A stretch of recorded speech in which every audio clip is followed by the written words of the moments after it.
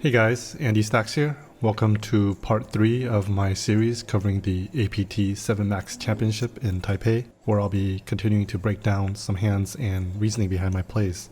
If you haven't seen parts 1 and 2 yet, they're on the channel. You can check them out anytime. Remember to like, subscribe, and turn on notifications. Alright, let's get into the first hand. So at this stage in the tournament, the blinds were 700, 1400. I'm in the cutoff and look down at ace 10 offsuit. I open it up to 2800. It folds around to the small blind who folds and the big blind who calls for 1400 more. The flop comes 9 of clubs, 10 of hearts, 6 of diamonds. The big blind checks, and on this very coordinated board that hits the big blind a lot, I think I have to proceed pretty cautiously, but at the same time I have a pretty vulnerable top pair that needs quite a bit of protection. I decide to c-bet for a slightly larger bet of 4,000.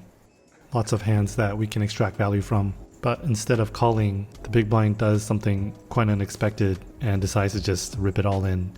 It ended up being 42,500, so about 30 big blinds, and I had them slightly covered, but losing this pot would leave me severely crippled. I think in this situation, what I have to really ask myself is, would my opponent do this with a hand like King 10 or Queen 10? And what about hands that are pairs with straight draws, such as 10-8, 10-7, 9-8, 9-7.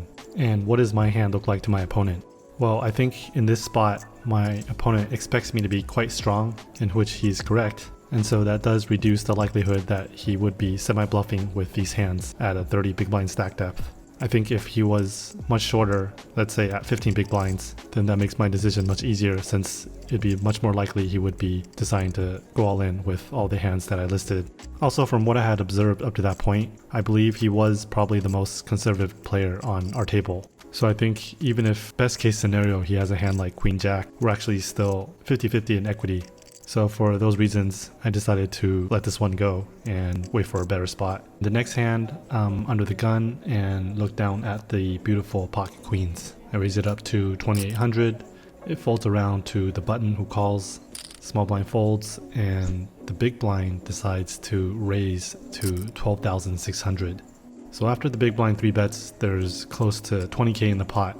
I have 72,000 behind, so I have a couple options here. I can 4-bet small, trying to induce a 5-bet jam, or I can just shove all in myself, which does fold out all his weaker hands and all his bluffs. But because I opened from under the gun, I expected his 3-bet range to be stronger overall with fewer bluffs. And I think the problem with 4-betting is that it looks extremely strong.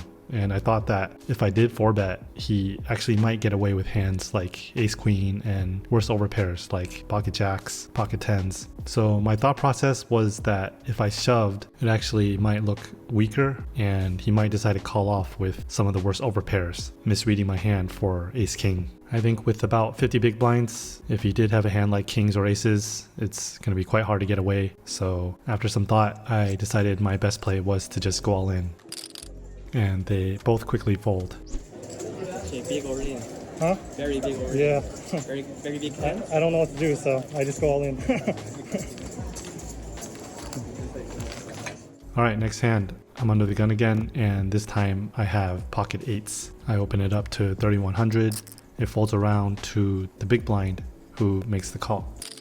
We go heads up to the flop of ace of hearts, 4 of diamonds, 5 of hearts. So not the best flop, but not a terrible one either. Big blind checks, and I decide to make a c-bet for 2400, and he makes the call. The turn is the jack of diamonds, now putting a backdoor diamond draw on the board, in addition to the front door heart draw. Big blind checks, and here with all the numerous draws, I could decide to bet again to charge those draws. However, by betting, I do also give him the option to check raise, which would put my pocket 8s in a really tough spot. He's never folding an ace or a jack, so I decided to check back. The river comes the magical 8 of clubs, giving me a set of 8s. And he surprised me when he decided to go for an overbet of 16,000. If he had 6-7, the 8 does complete the straight, and so my first instinct was to just call. However, I think I got a little bit greedy here and decided that if he had any combos of the 2 pairs, I could squeeze out some more value and get him to make a crying call. So I decided to raise it to 35k.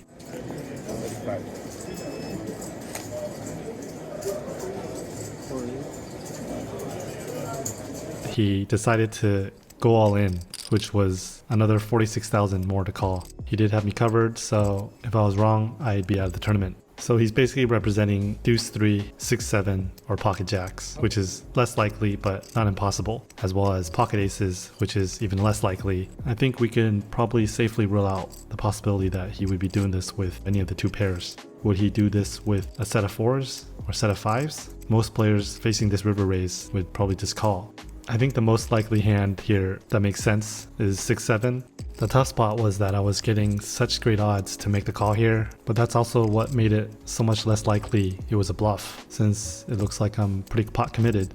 And I think in this type of situation, players generally just aren't making these type of suicidal bluffs after you've shown a lot of strength. After using up all my time banks in this hand, I decided that the best play here was to just let this one go. I'd still be left with about 32 big blinds, which is a very playable stack. So after I folded, he tried to tell me that he had deuces, but he slid his cards in face down. If a poker player claims to have a certain hand, no matter what they say, I don't take it seriously unless he actually showed the hand. Obviously, deception is the name of the game, and poker players will lie about their hand for all types of reasons. Maybe in this specific hand, he did have a bluff. We'll never know the truth, but I think all we can do is try to just make the best decision we can in the moment and try not to let anything the player says to you after the hand tilt you, and just move on to the next one. The blinds are up now to 800, 1600. I'm in the big blind and look down at ace 4 offsuit. There's a raise to 3200 from the player in the cutoff. Folds around to me. I have an easy defend here. We go heads up to the flop of ace of spades, 3 of hearts, 5 of diamonds. I flop top pair with a gutter to the deuce. I check and my opponent makes a C bet of 3000. No real reason to raise here. If he's bluffing, we want him to continue bluffing. My hand likely has many outs to improve if I am behind, so I make the call, and the turn comes the king of clubs.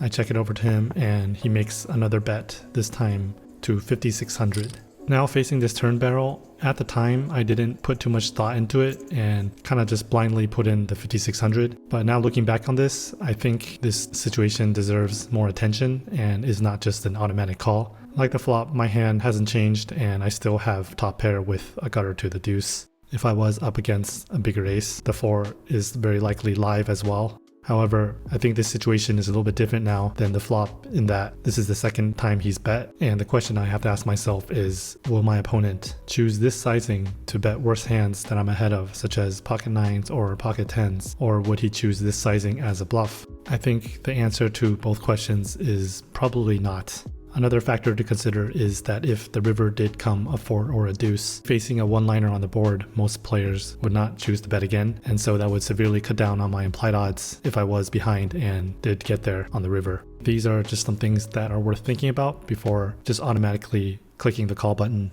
But in this hand, we do get to the river, which comes the jack of hearts. I check, and my opponent checks back and shows ace 7. So the kicker actually played on this board. So now looking at his hand, when he checks back on this river, we can now likely come to the conclusion that if the river was a deuce or a 4, he most likely would have checked back as well. Next hand, the blinds are now up to 1000, 2000. It folds around to the guy on the button on my right, who raises to 4000. I'm in the small blind and look down at ace jack of diamonds. So I have 27,700, 17 big blinds left. With this much dead money in the middle and my hand being as strong as it is, I have a very easy all-in. So after I shoved, the big blind who covered me actually decided to cold call my all-in. The big blind quickly folded, and after he called, I thought I was up against at least a pocket pair or a hand that dominated mine. So I was pretty happy to see him turn over king queen of spades. The board came out 9 of diamonds, 4 of diamonds, 9 of hearts, reducing his outs. The turn came a jack.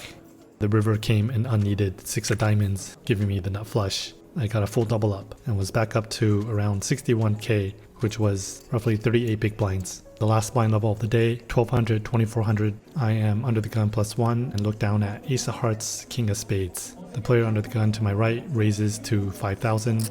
Now in this situation, I would almost always 3-bet here to isolate the player to my right, but in this situation, I decided to just flat call. From what I had noticed up to this point, I saw that the player to my right was opening a little bit loose, but when facing aggression pre-flop, he would just fold. And so I wanted to disguise the strength of my hand here and let him see a flop, hoping that he would make more mistakes post-flop against me. Everybody folds behind us, and we go heads up to the flop of 5 of hearts, 7 of clubs, 9 of diamonds. He starts with a c-bet of 6,500. I only have ace-king high, but definitely strong enough to continue in position. I could have the best hand very often, so I make the call, and we see the turn come the 3 of spades. He thinks about it for a bit and decides to bet again, this time to 12,000.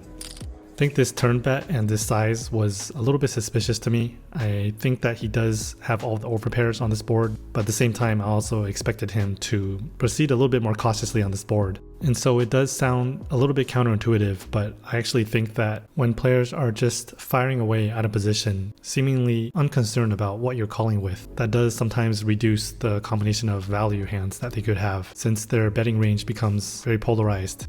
I decided to call again to see what develops on the river. The river comes the 4 of clubs, and now he checks. I think my ace high has enough showdown value to check it back, so happy to take it to showdown. So I check, and he turns over ace 4 offsuit, so he rivered a 4 to outdraw my ace king.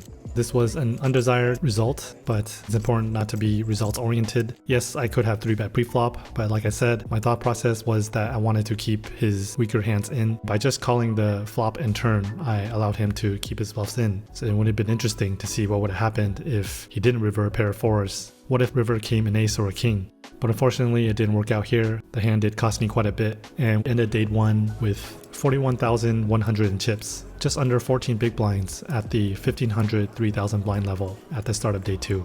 We'll continue on to day 2 in the next video. Feel free to leave a comment, share your thoughts on any of the hands, like and subscribe, and I'll catch you guys in the next one. 喜欢我的影片，不要忘记按赞、订阅、打开小铃铛。